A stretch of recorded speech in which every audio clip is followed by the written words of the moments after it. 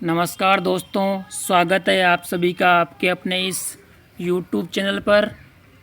दोस्तों, आज के इस वीडियो के माध्यम से मैं आप सभी के लिए कुछ महत्वपूर्ण भर्तियां जैसे कि पटवार भर्ती के बारे में और हाल ही में नर्सिंग स्टाफ की जो भर्ती का ऐलान हुआ है उसके बारे में, उसके साथ साथ मुख्य सचिव द्वारा जो कुछ भर्तियां चल रही हैं उन भर्तियों को पूरा किए जाने को लेकर जो निर्णय लिया गया है उसके संबंध में, उसके साथ साथ यहाँ पर मैं एलडीसी वाले उन सभी अभ्यर्थियों के लिए जिनका चयन हाल ही में 603 अभ्यर्थियों की सूची में और 689 अभ्यर्थियों की सूची में हुआ है, उन अभ्यर्थियों के लिए एक और डिपार्टमेंट से काउंसलिंग की अपडेट लेकर आया हूँ।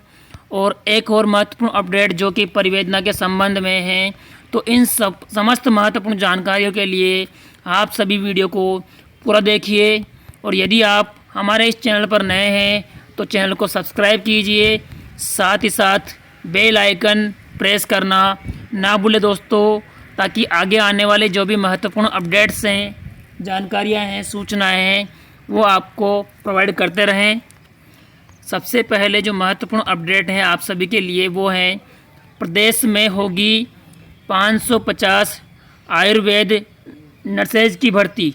यहाँ पर मुख्यमंत्री महोदय ने 550 पदों पर आयुर्वेद डिपार्टमेंट में नर्सिंग स्टाफ की भर्ती का ऐलान किया है, जिसके बारे में यहाँ पर मुख्यमंत्री श्री अशोक गहलोत के द्वारा चितरमल सैनी जो कि नर्सेज महासंघ के अध्यक्ष हैं उनको इस भर्ती की मंजूरी के बारे में जानकारी प्रोवाइड की है और जल्द ही इस संबंध में विज्ञापन जारी होकर भर्ती की प्रक्रिया शुरू की जाएगी।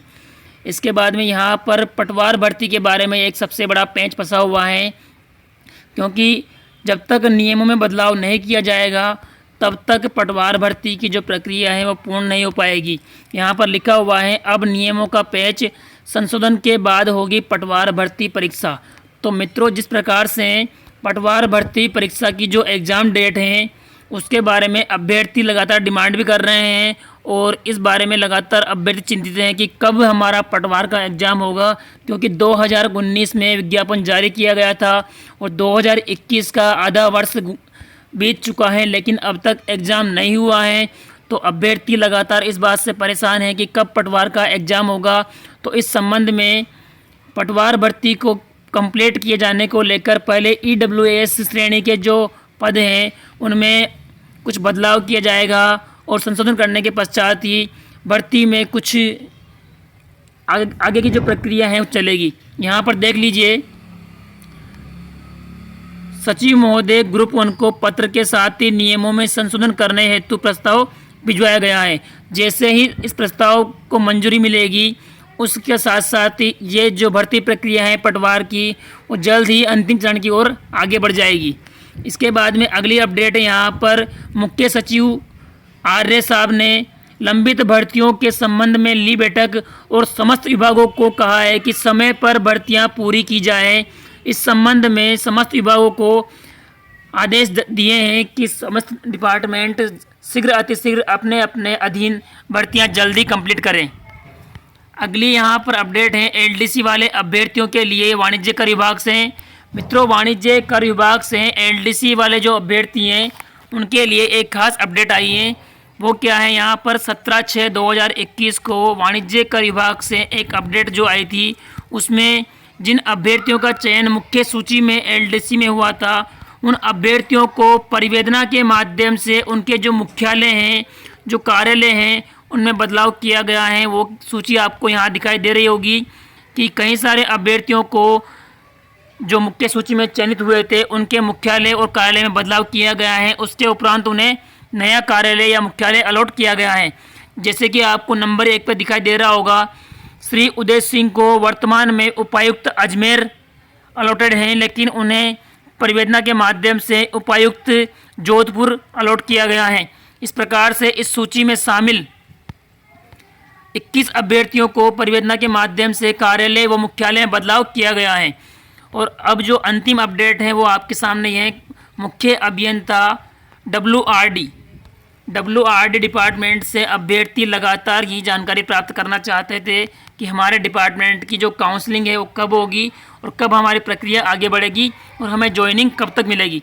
तो यहाँ पर देख लीजिए, WRD डिपार्टमेंट से नॉन TSP एरिया के जो अभ्यर्थी हैं उन्हें 22 जून 2021 को प्रातः 9:30 बजे काउंसलिंग के लिए बुलाया गया है। काउंसलिंग के लिए मीटिंग हॉल इंदिरा गांधी नहर भवन, कार्यालय मुख्य अभियंता जल संसाधन विभाग, ज्योति नगर रोड मोड़, जयपुर। अब यहाँ पर कुछ अभ्यर्थियों का कहना ये भी था कि क्या हमारी प्रेफरेंस पहली होगी। तो यहाँ नंबर 1 पे जो लेडी हैं, जो गर्ल हैं, ममता इस पूरी सूची में एकमात्र महिला हैं। तो इनकी प्रेफरेंस, और ये महिला सिंगल है, मतलब कि जो महिला अविवाहित हैं उस महिला की जो प्रेफरेंस है सबसे पहले होगी। परंतु इससे पहले जो प्रेफरेंस है वो उनको दी जाएगी जो अभ्यर्थी दिव्यांग हैं। अगर इस सूची में दिव्यांग, उसके बाद में विधवा, उसके बाद में परित्यक्ता, इस प्रकार की महिलाएं शामिल हैं तो पहले प्रेफरेंस उनकी होगी। उसके बाद में जो प्रेफरेंस है वो होगी सिंगल वुमन की। तो इस सूची में जो लेडी शामिल है ममता, उनको सबसे पहले प्रेफरेंस दी जाएगी। उसके बाद में यहाँ पर आगे जो सूची दे रखी है उन सभी अभ्यर्थियों को यहाँ दे रखा है, उसके आधार पर इन्हें प्रेफरेंस दी जाएगी। सभी अभ्यर्थी यहाँ पर दी गई तिथि के अनुसार कार्यालय में पहुँच जाए, जो भी इस सूची में शामिल है। समस्त अभ्यर्थियों की यहाँ सूची दे रखी है। अगर ये सूची आपको अब तक नहीं मिली है तो मैं आपको हमारा जो टेलीग्राम चैनल है वहाँ पर प्रोवाइड कर दूँगा, वहाँ से आप इसे प्राप्त कर लें। अदरवाइज जो ऑफिशियल वेबसाइट है वहाँ से भी आप इसे प्राप्त कर सकते हैं, या आपको मेल या SMS के द्वारा सूचना प्रोवाइड की गई होगी तो वहाँ से भी आप इसे प्राप्त कर सकते हैं। रही बात डॉक्यूमेंट्स की, तो डॉक्यूमेंट्स सभी डिपार्टमेंट में लगभग सेम है। यहाँ पर डॉक्यूमेंट की कोई सूची जारी नहीं की है। तो आपको जो मैंने पिछले वीडियो में एक चेक लिस्ट प्रोवाइड की थी, उस चेक लिस्ट के माध्यम से डॉक्यूमेंट तैयार कर लें, और चेक लिस्ट के माध्यम से ही आपको समस्त डॉक्यूमेंट उस सीरीज में जमाने होंगे। उसी के साथ साथ आपको ध्यान रखना होगा, जो शपथ पत्र हैं, शपथ पत्र का जो फॉर्मेट है आपको अलग अलग करने की कोई आवश्यकता नहीं है। आप 2 फॉर्मेट तैयार कर लें। एक फॉर्मेट में आप दहेज संबंधी, विवाह संबंधी और उसके अलावा संतान संबंधी, इसी के साथ साथ एक और धूम्रपान संबंधी, ये समस्त पॉइंट को एक ही शपथ पत्र में मेंशन कर लें। इसके अलावा आपको इसमें एक और जो वेतन, नियमित वेतन पर कार्य करने की जो सहमति पत्र आपको लगाना है उसको भी आप इसमें शामिल कर ले। केवल पुलिस वेरिफिकेशन के लिए आप अलग से एक शपथ पत्र तैयार करें, ताकि वो आपको पुलिस वेरिफिकेशन करवाने में इजी रहेगा। और यदि आपने अपने स्तर पर पुलिस वेरिफिकेशन जो कंप्लीट करवा लिया है तो उसको भी आप साथ में लेकर जा सकते हैं। और ज्वाइनिंग के टाइम पर भी आपको एक सेट तैयार करना होगा। एक सेट आपको काउंसलिंग में चाहिए होगा और एक सेट आपको ज्वाइनिंग में। तो ज्वाइनिंग टाइम पर आपको पुलिस वेरिफिकेशन के साथ साथ आपको एक मेडिकल सर्टिफिकेट भी ले जाना होगा। ये समस्त चीज़ें आपको ध्यान रखनी होगी। बाकी समस्त डॉक्यूमेंट के बारे में जानकारी मैं आपको प्रोवाइड कर चुका हूँ। और भी कोई डाउट अगर आपको लगता है तो आप वीडियो के कमेंट बॉक्स में जाकर कमेंट कीजिएगा, जहाँ से मैं आपको सूचना प्रोवाइड कर दूँगा। धन्यवाद दोस्तों।